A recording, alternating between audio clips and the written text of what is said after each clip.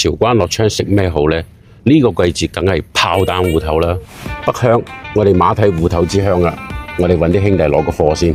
我哋當地有句説話叫做北鄉嘅風，南華字嘅中，講明呢度北風大，臘味靚。快啲出發！下邊呢啲全部係寶貝啊！好山好水先種得出靚芋頭嚟㗎。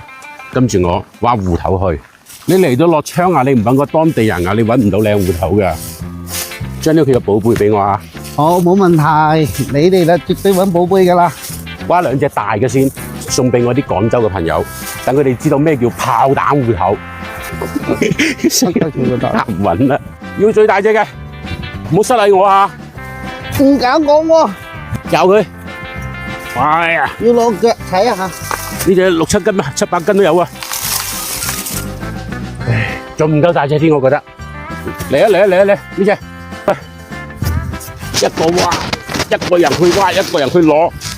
呢隻靚仔，呢個先7斤零啊！聽日我帶你去挖10斤啊！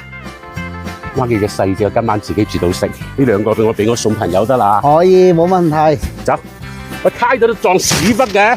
老王重唔重啊？你只要挖俾我，我全部同你揩翻去。邊個要體驗一下啊？快啲嚟我哋北鄉啦！試下呢啲細隻嘅你一個人搞掂啦。睇下紅紅地挖翻去，試下我哋北鄉芋頭粉唔粉？自己食就細細隻得噶啦。好咯好咯，開飯去咯，唔使錢啊，走咯。睇完挖芋頭嘅樂趣，我哋而家要煮翻一餐芋頭宴。呢啲靚嘅食材咧，必須揾一個犀利嘅師傅嚟加工。我哋今日就揾一個有30年嘅餐飲經驗嘅師傅，睇啲佢做啲咩芋頭菜俾我。今日咧，老細到底要整咩芋頭菜我都唔知道㗎。香芋扣肉一定要食嘅，其他咧佢話我冇食過喎。河粉睇呢啲紫色嘅點多嗰度粉㗎啦，肯定係。哦，放入蒸櫃，我真係唔知老細煮咩菜俾我嘅。哇！嚟到樂昌你唔點呢個菜，你就真係完全冇嚟過啊！我喺廚房真係流口水啊！又一個我哋樂昌嘅菜，呢、個又係嚟到樂昌好多人都中意食㗎，柴魚花生豆腐煲。哇！睇啲要嚟整成咩嘢菜先？哦，整成芋泥係嘛？係。哇！咁樣睇到我哋樂昌嘅芋頭幾粉啊！啊！呢下要猜芋泥啦，攞芋頭同呢隻鴨一齊做。係，青頭鴨。嗱，呢隻失傳菜嚟嘅喎。到底呢個咩菜？你哋有冇人知道嘅？知道嘅打出嚟俾我睇。呢個菜啊，我哋做學徒嘅時候，80幾年就已經有呢個菜啦。依家又做一個咩啊？傳統嘅芋角。隻餡咪要先炒好佢嗬。係。芋頭作為輔料，其實可以做好多菜式出嚟嘅。呢個咧，其實我哋係創新菜嚟嘅呢一個。呢一個入邊係芋頭，入邊有土柚，有網油。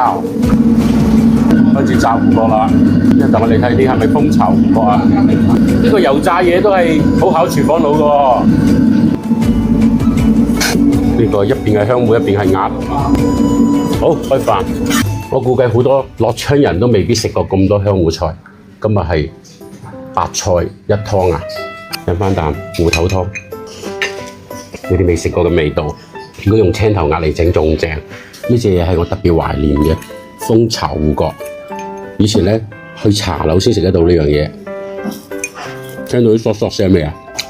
裏邊包括啲叉燒粒啊、香菇粒啊，鹹嘅。呢個菜啊，好多年前我食過。老細講嘅時候，我突然間話：竟然俾我今日品翻呢個菜，上邊係芋頭，下邊係鴨。呢個叫做香酥芋泥鴨。香芋扣咗食得多啊！鴨同呢個芋泥喺一齊嘅時候，呢個味道絕配嚟㗎。加啲麥片，炸翻呢個芋頭塊出嚟。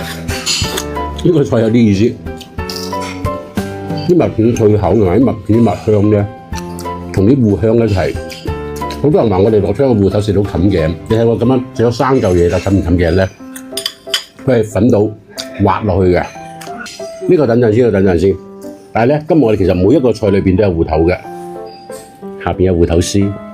聽到名咧，你就知道呢樣嘢一定好食㗎，因為芋頭咧佢加埋啲油脂咧，呢兩樣嘢配喺一齊嘅時候，就可以激發芋頭啲香味。用豬網油嚟包住個芋頭，呢個俾我食出一啲香芋扣嘅感覺啦。佢裏邊仲有餡。